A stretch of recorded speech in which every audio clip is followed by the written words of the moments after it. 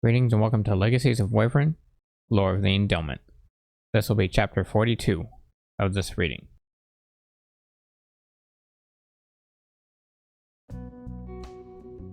I woke the next morning to find I was in the first bedroom, my coat folded and placed aside on a nightstand with my glasses on top of it, along with my boots on the floor. I heard something as though someone was in the bathtub, while noticing that Wolf and Fox were sleeping together at the foot of the bed in their full animal forms. Both slept peacefully together. Motioned to sit on the right edge of the bed and felt perfectly fine, but I knew I was still recovering from my wounds. Though my heart had healed back, it was pumping slowly, most likely to break away some of the corrupted blood cells as it created new ones.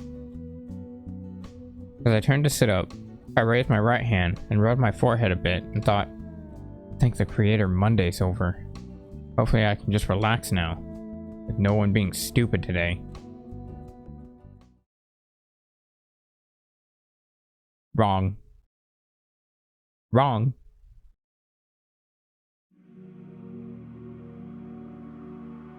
I leaned down to get my boots on, then sat back up and saw Nanya walk out of the bathroom with her collar off, dripping wet.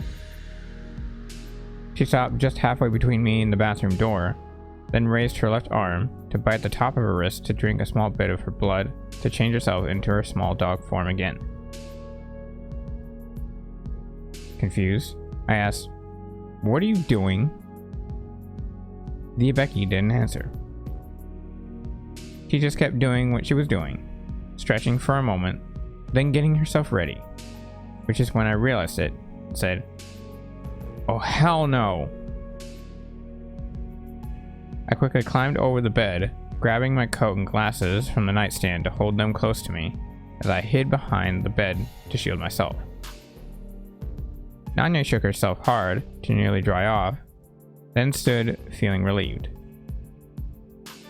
Afterwards, I peeked over the bed to see Nanya was back in her normal form as she said, "Ah, I feel much better." She then looked over at me, confused, and asked, "You okay, my lord?" My eyes barely aimed over the bed, I replied, "You done with your bath?" "Yeah? Why?" "I don't want you to shake yourself and get me wet. I don't like that wet dog smell, so the room better not smell like wet dog." "Oh, grow up. Besides, I don't have that smell on me, because I actually maintain my fur, just like any normal furry creature should." "Yeah, well, I don't know you that well, so I'm not taking my chances. Wet dog takes forever to get out." Then pretending to get upset as I quickly whined, "It's horrible." "Quit exaggerating," Becky said as she turned to head back into the bathroom. "Besides, I'm done with my bath.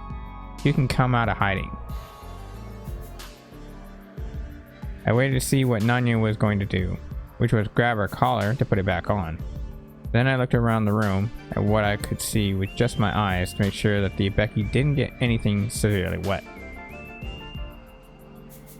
I stood up and placed my coat and glasses back on, finding both Rakar and Rokar in my coat's pockets, as Nanya walked out of the bathroom. Then I said, "You're lucky nothing got drenched." She sniggled at what I had said, then walked over to the bed and purposely jumped on it to roll around all over it. Watching her, I barked, "Damn you, now I can't sleep here." "Relax," Nanya said as she rolled onto her stomach and stretched her arms out, while bending her legs up and crossed them at her ankles. "It's not going to be that wet. It'll dry up before the end of the day." "So, it's still going to have that wet dog smell." Nanya just sighed as she turned to lay on her left side with her head down. Then with her depressed expression, she said, "Never mind, my lord. I'll clean it up." "Watch yourself," Wolf said, keeping her eyes closed as Fox continued to sleep. Don't go walking into it. I'll walk wherever I want to, I barked as I motioned for the bathroom. Straight into hell if I feel like it. Wolf knew me all too well. She knew I was messing with Nanye, so she was trying to warn Becky to not fall for my trick. But I made it seem as though Wolf was talking to me, just to keep Nanye from knowing. I just wanted to mess with Becky, because people in my family need to get pranked at least once. I don't know why. It was just fun. It happened to Mother several times by Father. It happened to Wolf and Bonnie. It even happened to Eyeless once. However, that kind of backfired when he buried me alive at the age of 4 and kept me there for a full 3 days. I didn't know how to get out, but when he amazingly came back for me, I found myself simply in the garden under 3 feet of dirt. Once I got near the bathroom, I just stood outside it and slammed the door shut on purpose in front of me, then quietly walked back over to the bed behind Nanye. Becky moved to sit on the bed with her back to the bathroom. Wolf said, "Better watch yourself." Why has Ray been so mean lately? Nanye asked as she stared down at the bed. Wolf raised her head up to look over at Becky and replied, "Well, he is still in recovery. And with Kexans, it's natural for them to be grouchy until they've fully restored their body and soul." Yeah. Nanye moved to stand next to the bed, still facing it, so I stood directly behind her, and continued, "I just wish he'd be a little more, I don't know, friendly." Wolf lowered her head back down to gently place it over Fox's neck to go back to sleep, while she said, "Careful." "Yeah," Nanye said as she looked over at Wolf, thinking the Alkins was agreeing with her. "Careful. You know, in the sensitive sort of way." Her tail began to wag. She looked back down at the bed again, said, "I'd give anything to have a man like that." Watch yourself. All Ray needs is to be a bit more friendly, and he would be perfect for me. Nanye stood in silence for a few seconds, probably thinking of something, and then continued, "I'd do anything for him." Just then, I reached for Nanye's right arm with my left hand and quickly spun her around to face me. Grabbing both of her upper arms with my hands, I pulled her closer and gave a light smile. Looking directly into Becky's eyes, I asked, "You want me to be friendly now, do you?" Surprised, Nanye stopped wagging her tail as her ears bent down, and she asked, "Ray, you heard that? How long have you been standing there?" "Oh, you don't need to worry about that." I then raised my right hand up to her left ear to scratch the back of it, which all dogs love. I leaned myself a bit over her to very softly whisper into her right ear, "Just relax." Scratching Becky's ear, I realized that it felt so good to her that her legs started to collapse under her, but she used her paws to grab onto my shoulders.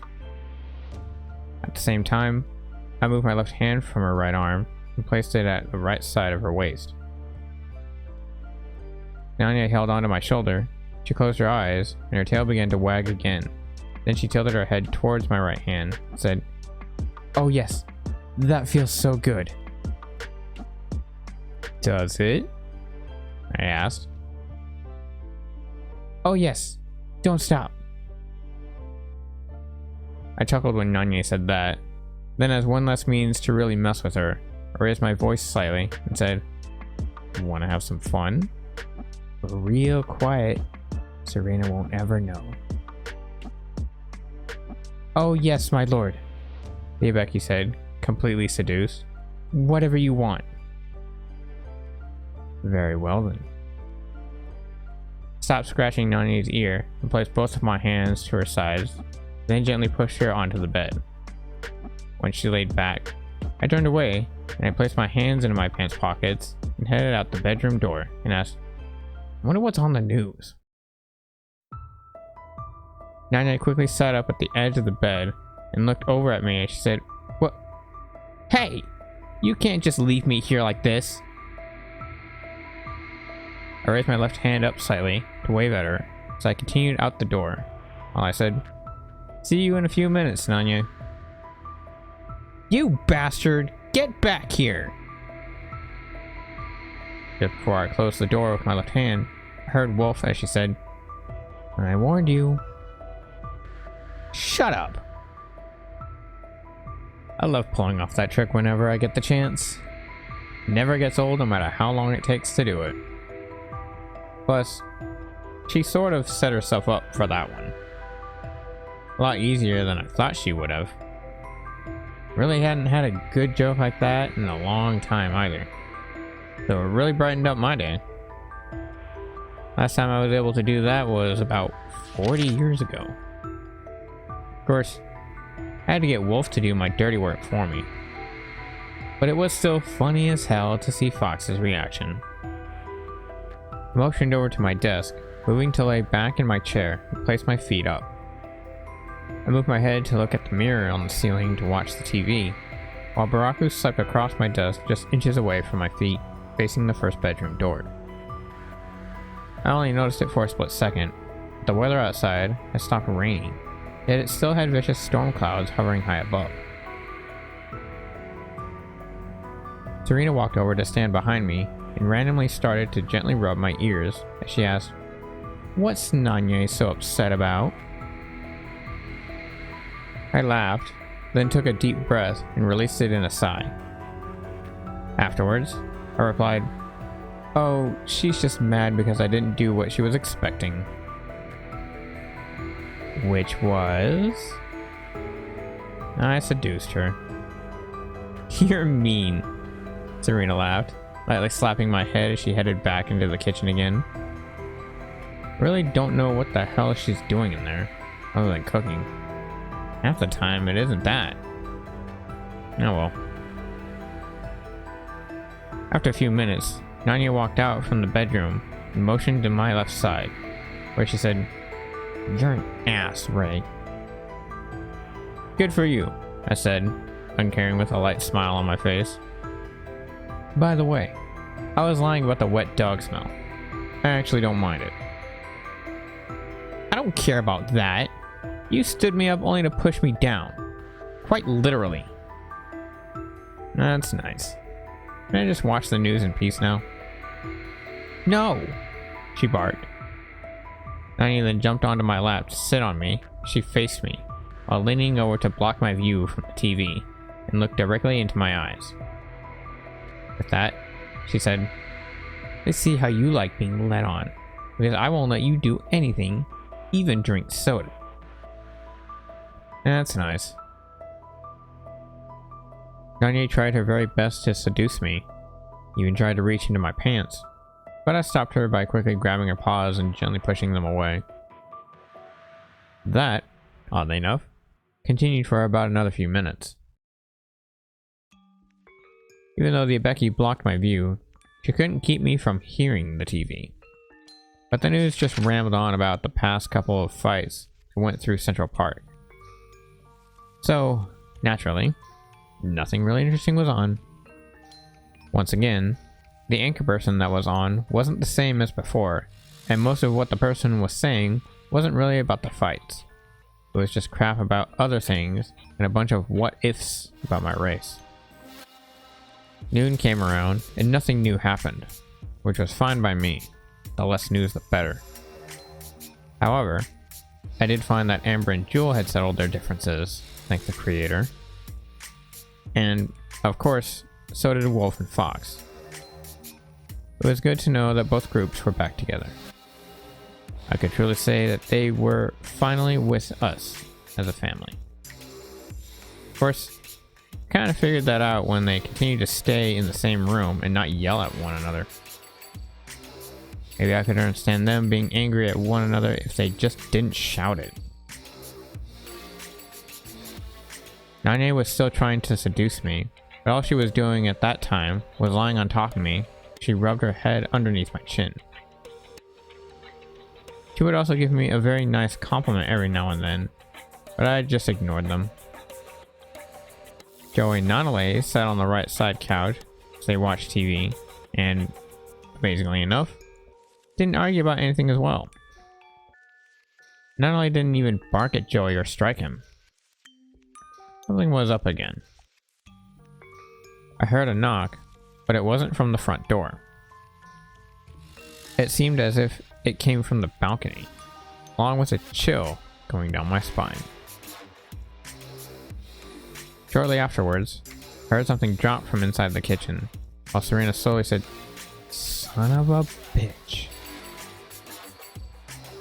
A split second after that, the TV was turned off, and Amber yelled, "Oh hell no!" At the same time, both Amber and Joel jumped up from the left side couch to stand in defense to whatever was out there. Irritated that she couldn't seduce me easily, Nanye pushed herself to sit up as she asked, "Creator, what now?" She turned around from her right to look out to the balcony, then immediately afterwards turned away from it as she jumped down to hide behind my desk and quickly said, "Shit." I watched the Becky fall, confused as to what might have scared her. Then I calmly asked, "What's up?" Another knock came at the window. Then a familiar voice asked, "Excuse me, can I come in, please?" I motioned to sit up from my chair, where Joey, who was hiding behind his wife as she stood in defense against whoever was out there, said, "Dude, no! Don't let him in!" "Let who in?" I asked, while both Baraku and I looked over at the balcony door.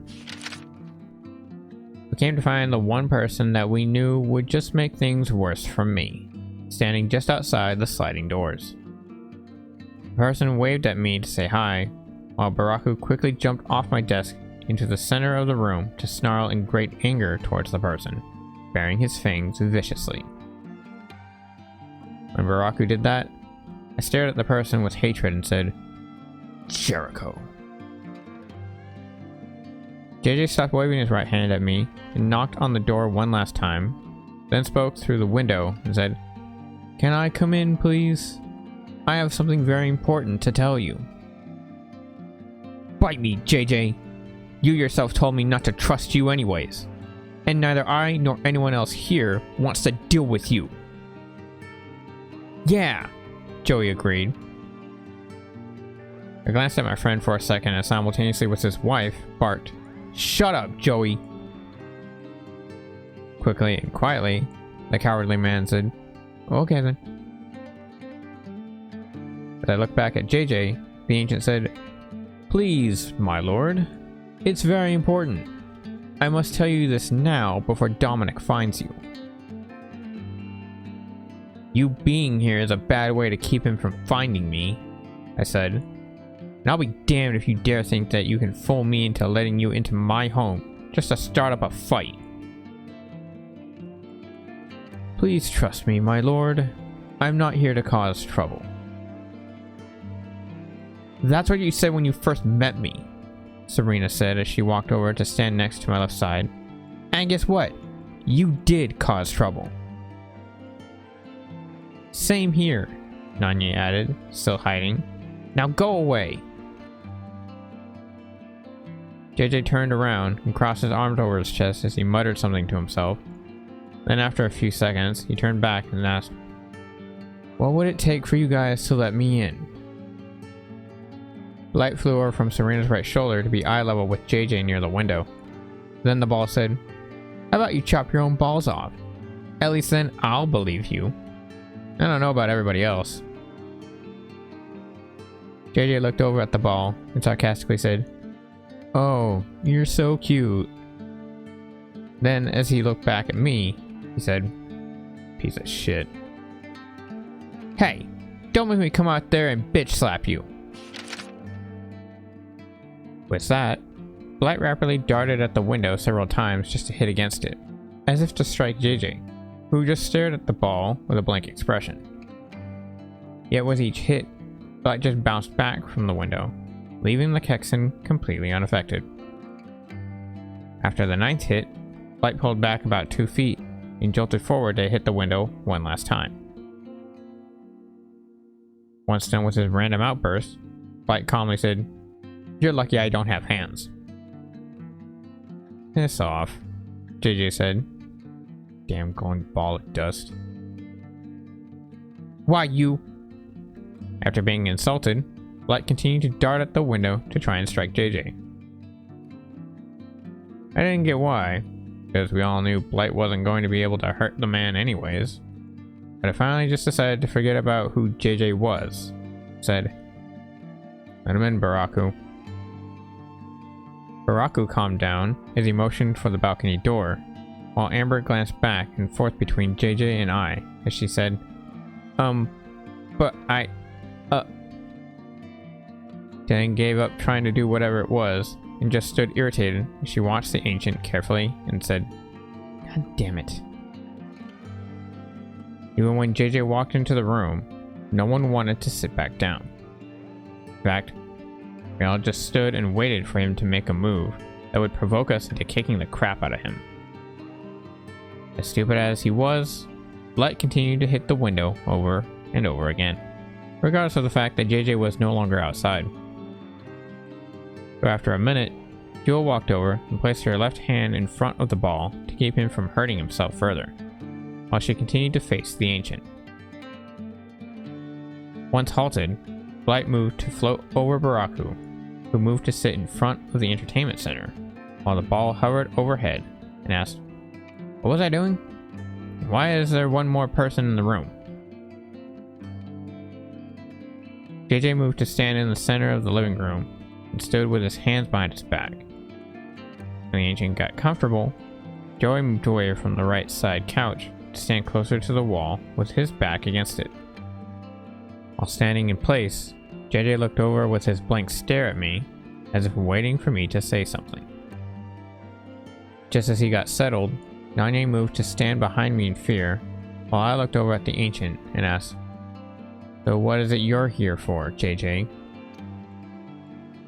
"Well," he said, "if you must know, shut up and answer the damn question," Serena barked.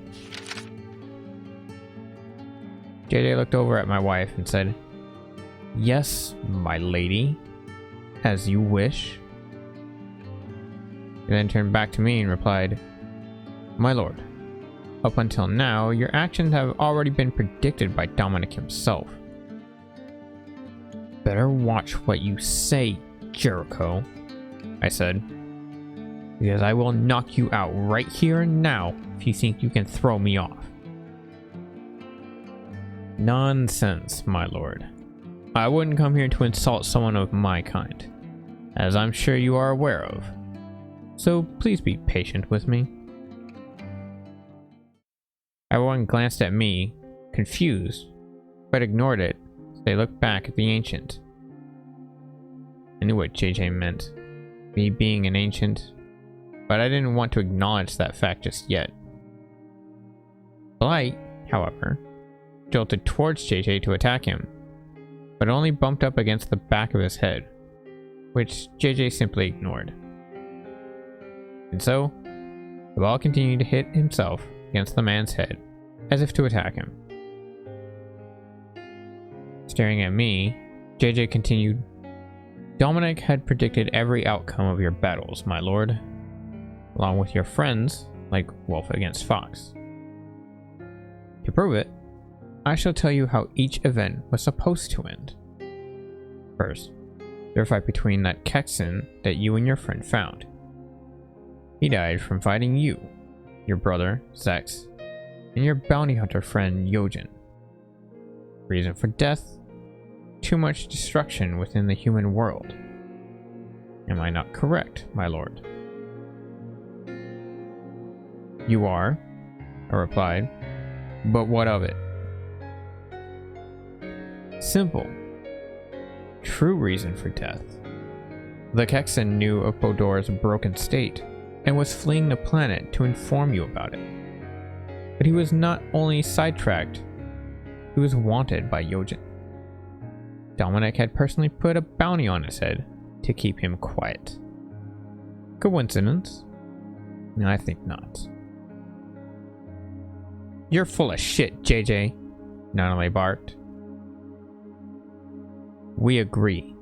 Amber and Jewel simultaneously complied. JJ turned to the half-bloods with a very mean gaze as he viciously said, I'm not finished.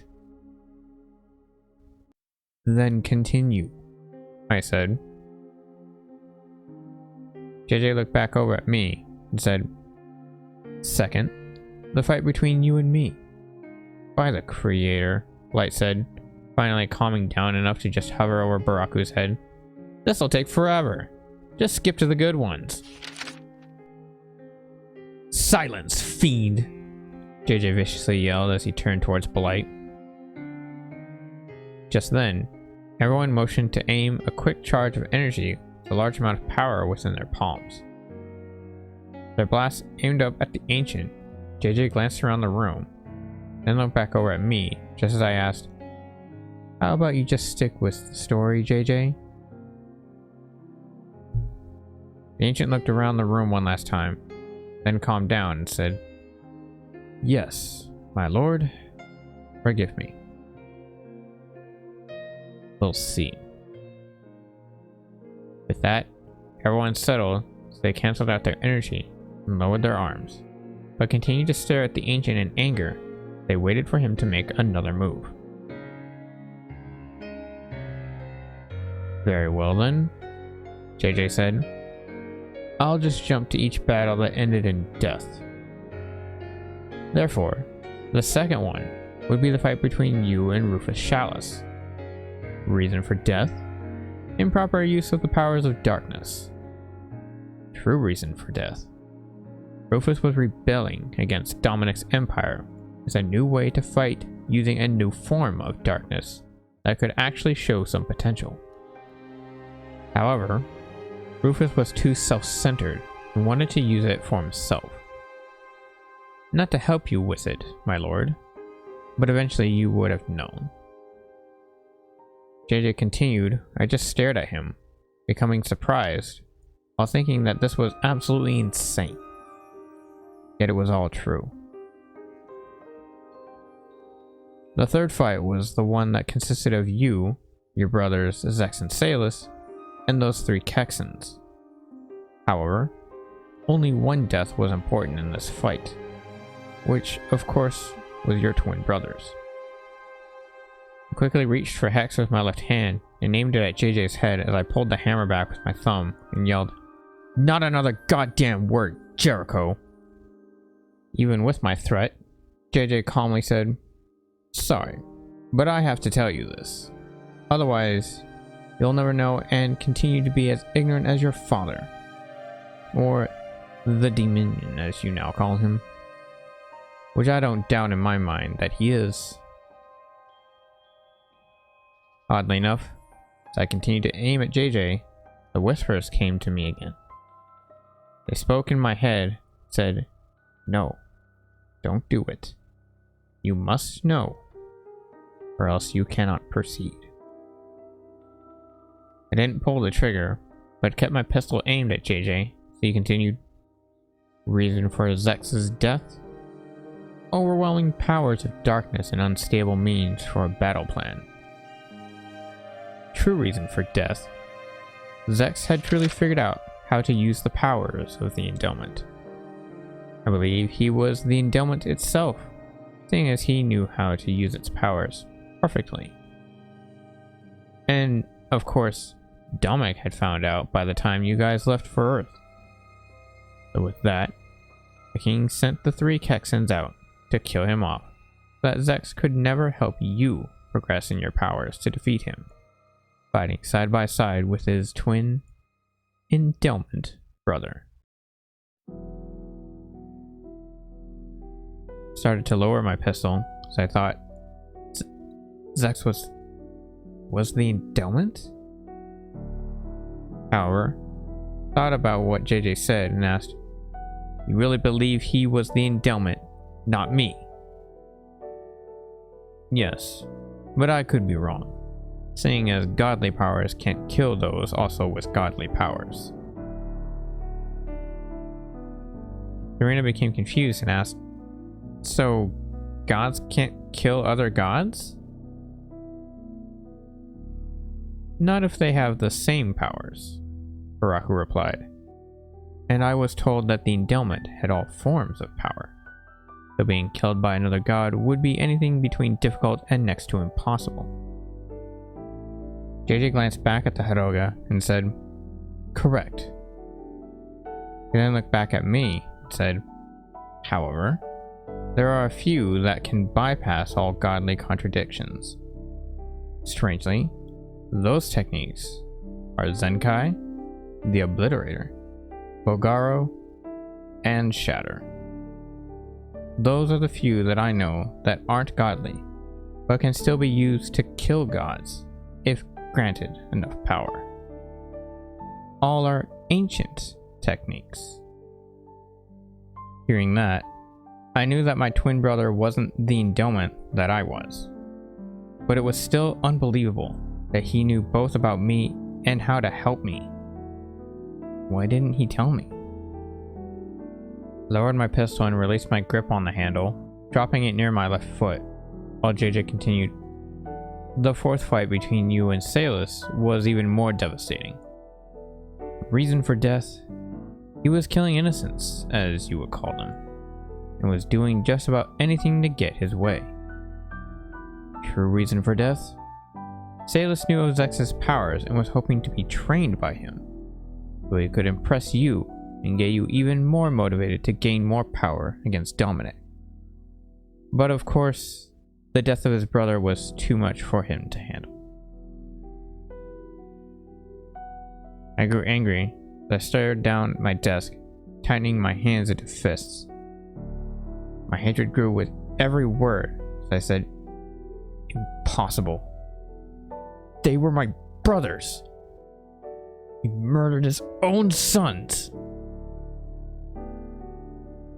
Serena looked over at me, depressed. She gently held onto my left shoulder and said, "Ray, please, don't get upset over this." However, feeling that Zaec and Salus had died because Father didn't want them somehow overpowering him, my anger just continued to grow. A couple seconds after Serena spoke to me, my frustration forced me into my abyss state, and I vanished towards the Ancient. I grabbed his shirt's collar with my left hand, then punched him hard in the face with my right fist. After I struck him, I pulled JJ up and yelled, "If you knew of these deaths, then why didn't you stop them?" Somewhat unaffected by my attack, JJ replied, "Because, at the time, I was still working for Dominic." "So then what about Bunny, huh? Why did she have to die?" Before the Ancient could answer, I quickly punched him in the face again, then moved my left hand to start choking him. I shouted, "Why did she have to die? Tell me! Tell me why!" JJ's blood began to drip out the sides of his mouth. He looked away to his right, with nothing to say. Then I gave him one more punch to the face and shouted, "Answer me!" With all the commotion going on, Wolf and Fox walked out of the room, confused. Then Wolf looked over to see me strike JJ. I was demanding him to answer my question. She ran over to me and tried to pull me away. She said, "My lord, stop this. What's going on?" "He knows, Wolf. He knows why Bunny had to die." What? Wolf let go of me just as I raised my fist to punch JJ again. Afterwards, I moved the Ancient to have us look into each other's eyes. I viciously said, "The Creator as my witness. You don't tell me why Bunny had to die, I'm going to make sure to give you the most brutal beating of your entire life." We stood there for about 5 seconds in silence.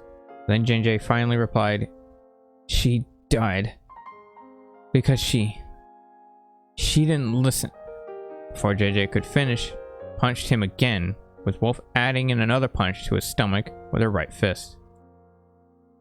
JJ then looked up at me, said, "She died because she could unlock the Caesthetic Crystal's true potential."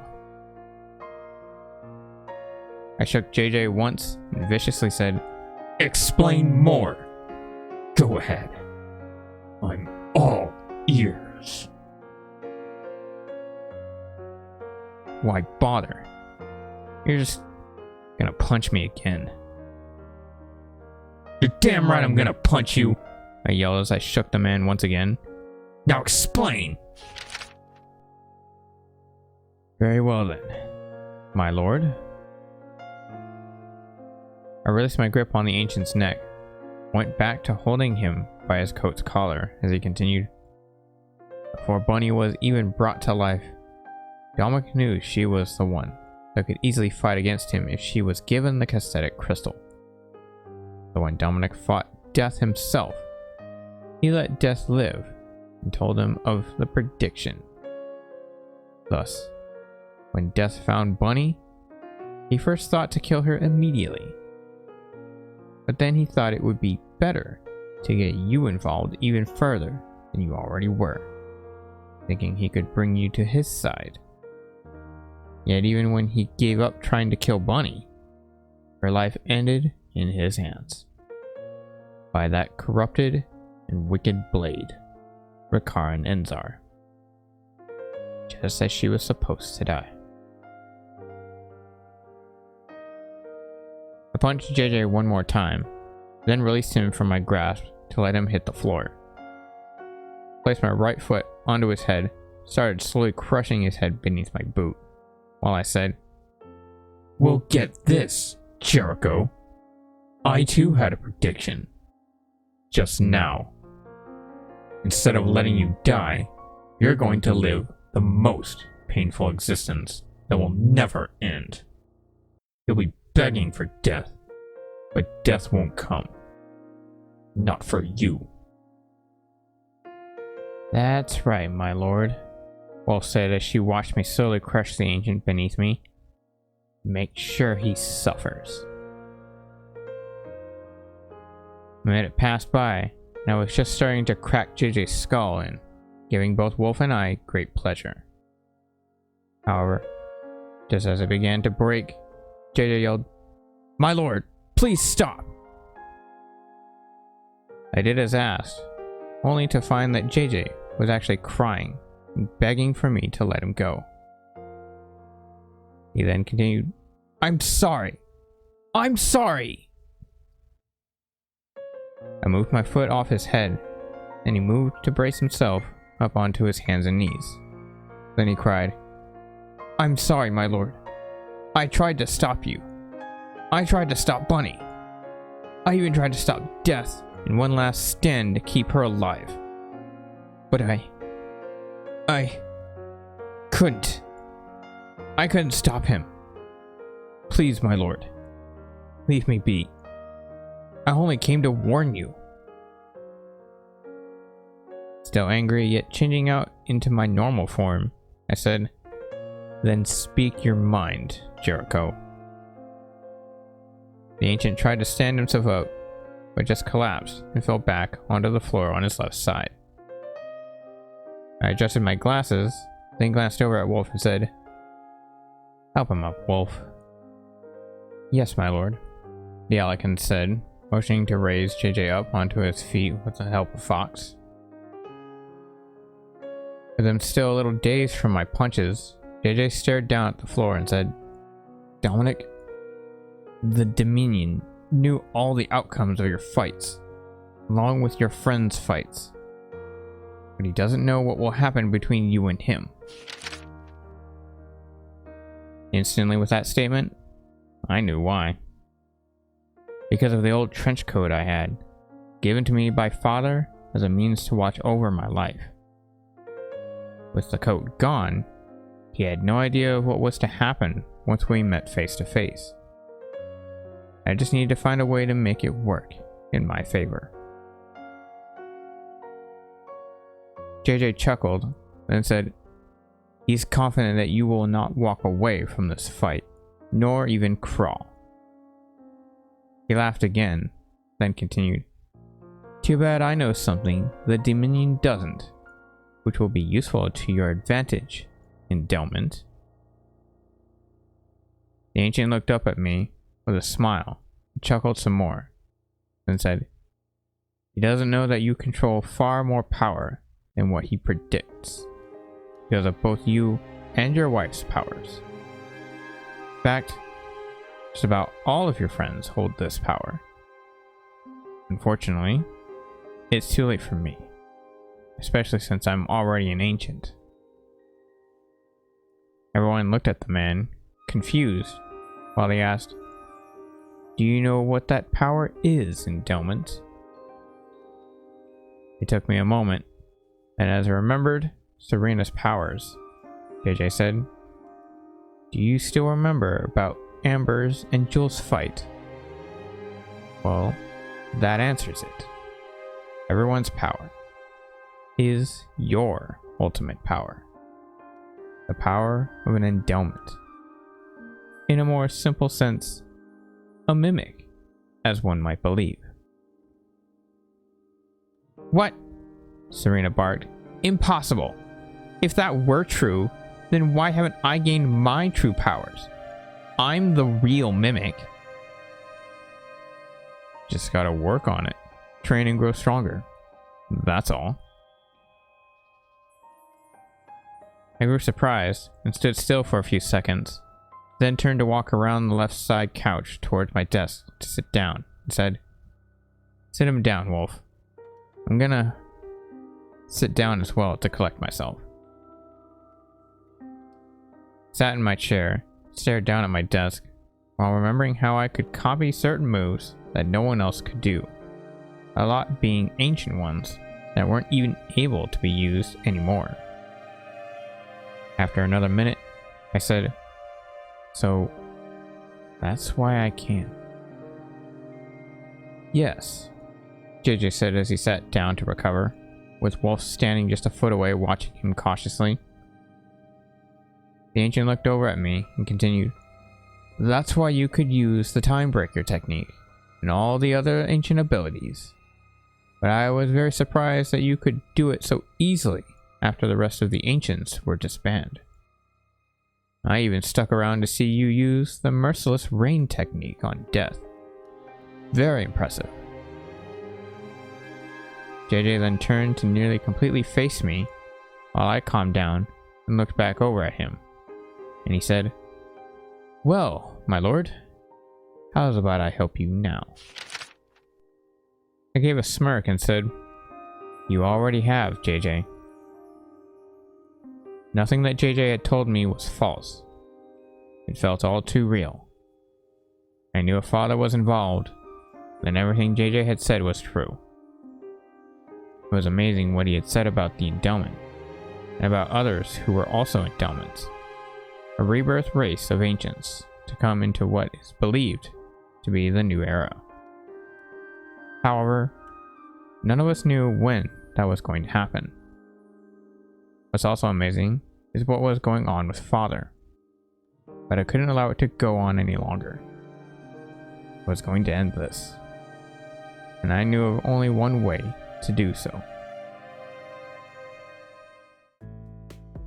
Everyone finally got settled after about a couple hours and went back to doing whatever it was they wanted, especially Nanya.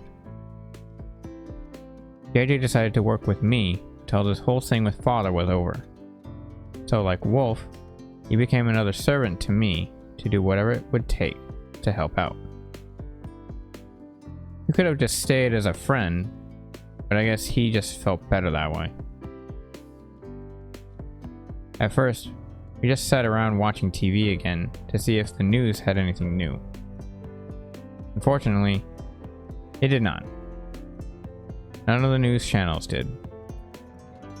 Then, after a few minutes passed by, I got irritated with Nanya, saying as she was still trying to seduce me and get back at me. Baraka went back to sleep in the center of the living room, curled with his right side facing the TV, while Blight continued to hover over his head as he whistled again, amazingly being what put the Hiroga to sleep. Grandpa used to do that to Baraku too.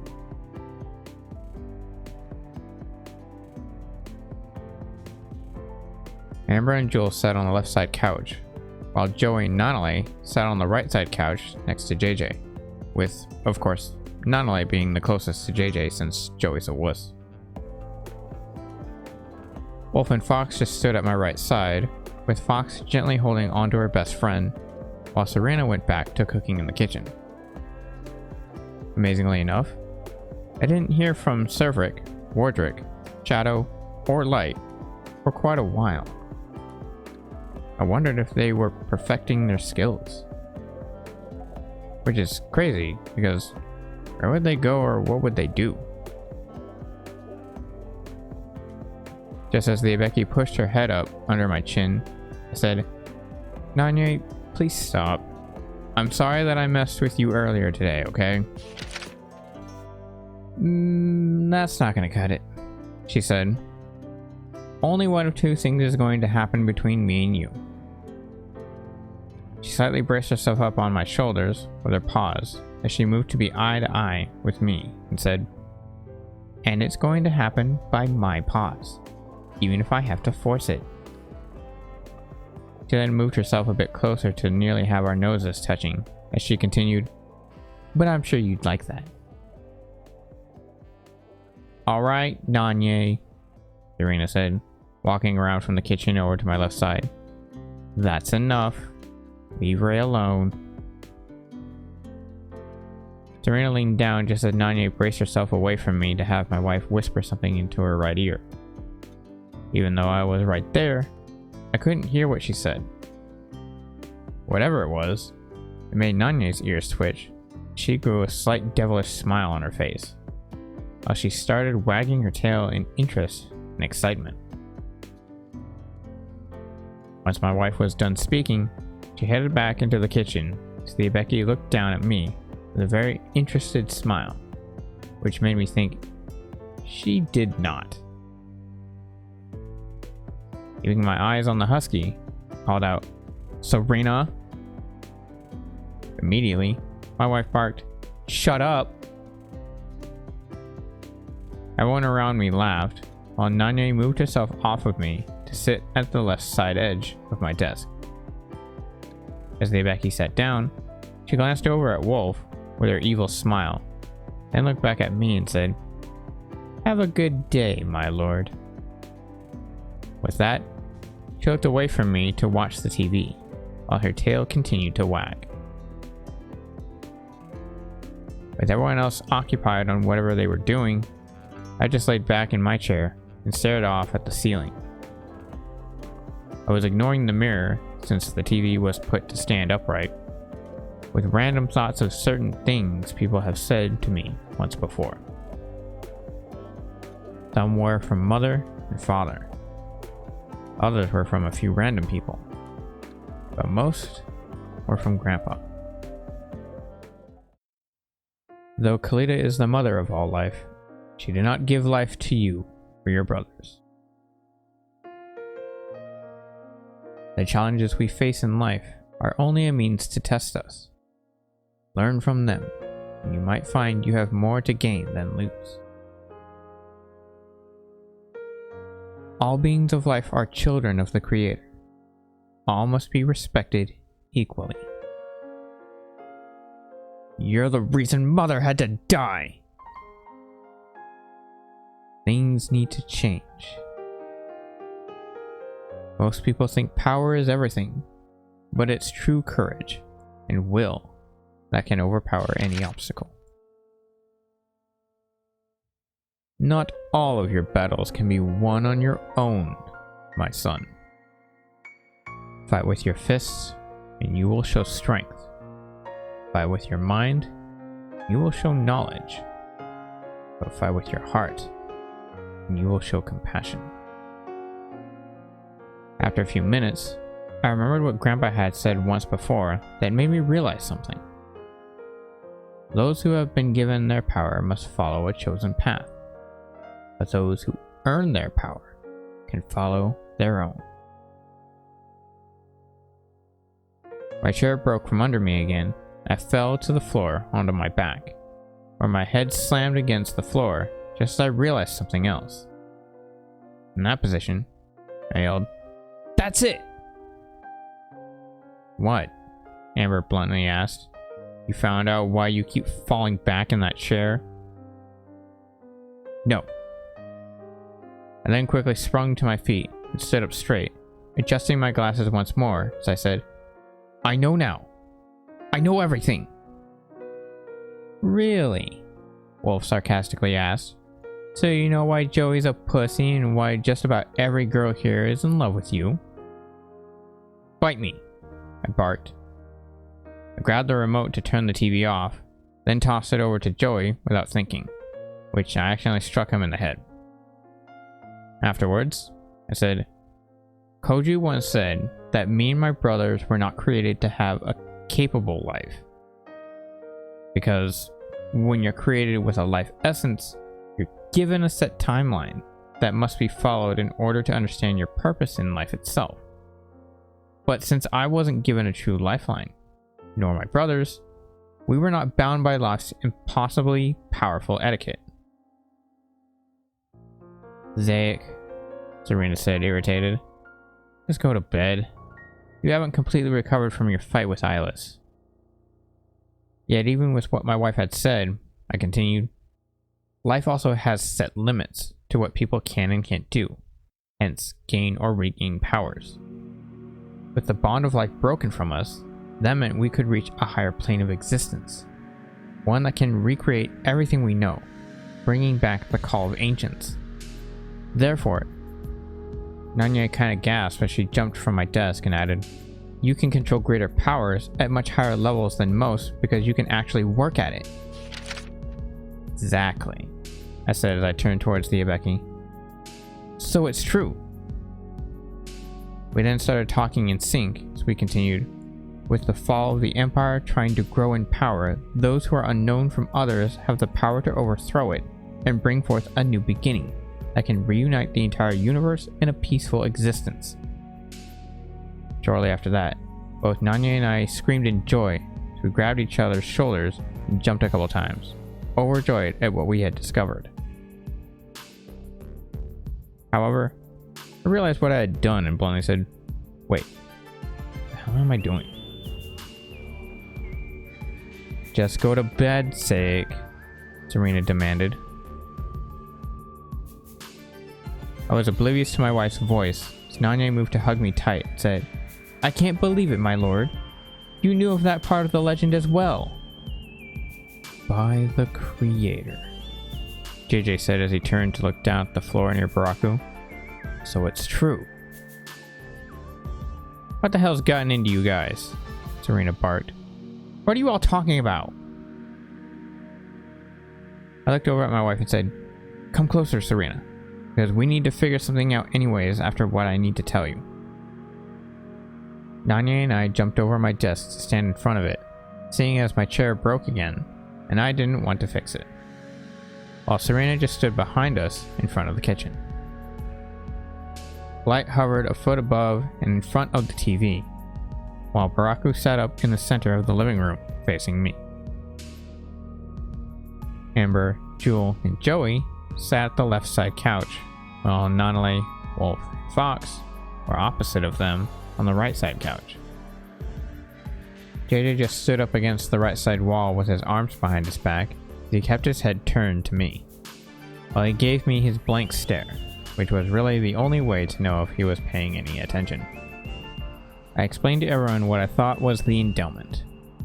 However, parts of my story I found were wrong. As I explained it, Nanye, Baraku, and JJ would find pieces of the legend that they knew were true and add them in. None of us could believe what we had just figured out. It all finally made sense. Why my brothers and I, along with my friends, were so different from the others. Why Amber and Jewel were able to use the power of an Endelment, and why none of us had any real special powers of our own.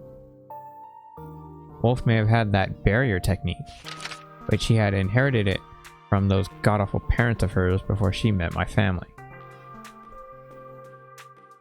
The Endelment was of one person, the true destroyer of worlds, yet also their protector. Those that were born after Father took place as the new King of Bodor became the new generation of empowered beings. Endelments.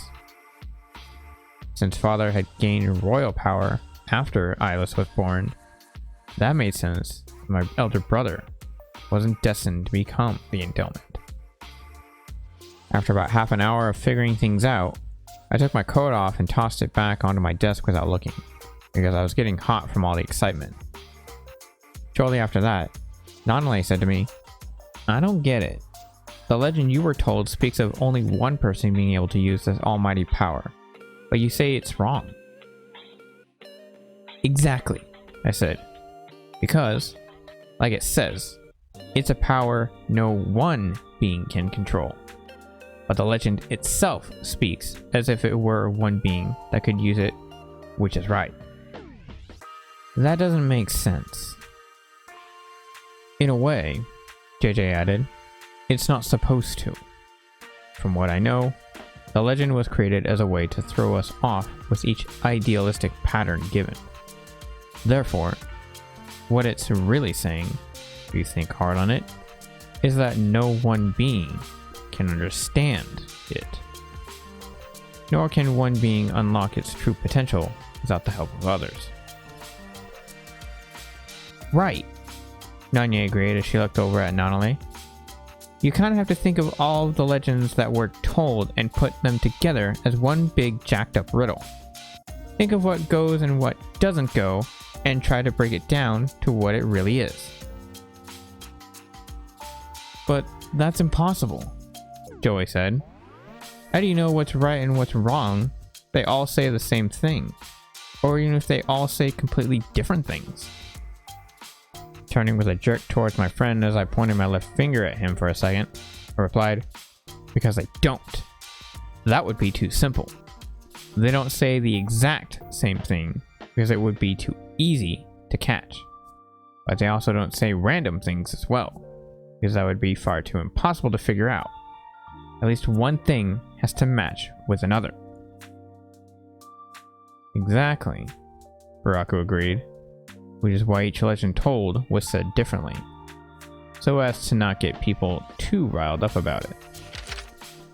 "Which is what puzzles me a bit," I said as I looked down at the floor and raised my right hand to scratch the right side of my head, while placing my left hand under my right elbow. "How can someone take something like that and have the time to alter it to the point of no recognition? For that matter, who would want to?"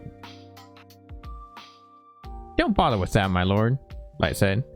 "Let's just go for a walk and have some fun. Why not go to an amusement park?" "And do what?" I asked, looking up at the ball while lowering my arms. "Well, it is an amusement park.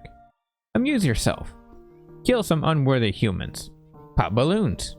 Eat a corn dog." We were all silent for a minute. Then Fox asked, "Is there anything else we got that might help completely figure things out?"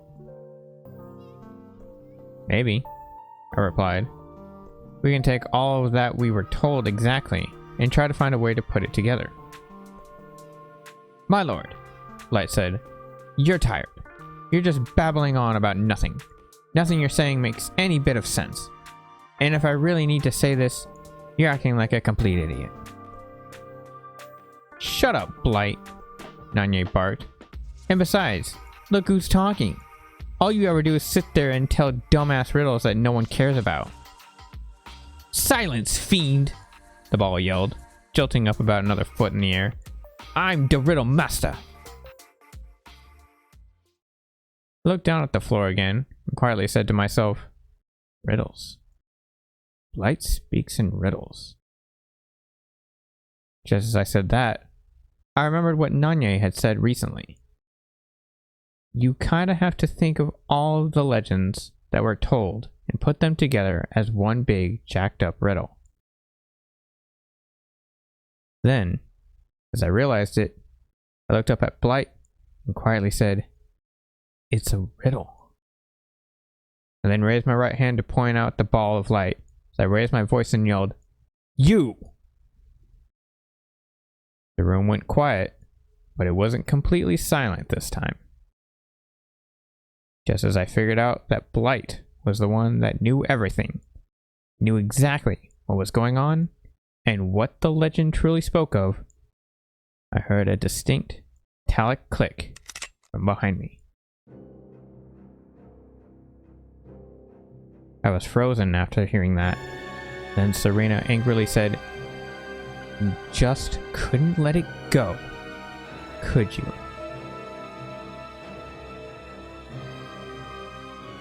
This concludes the reading of Chapter 42.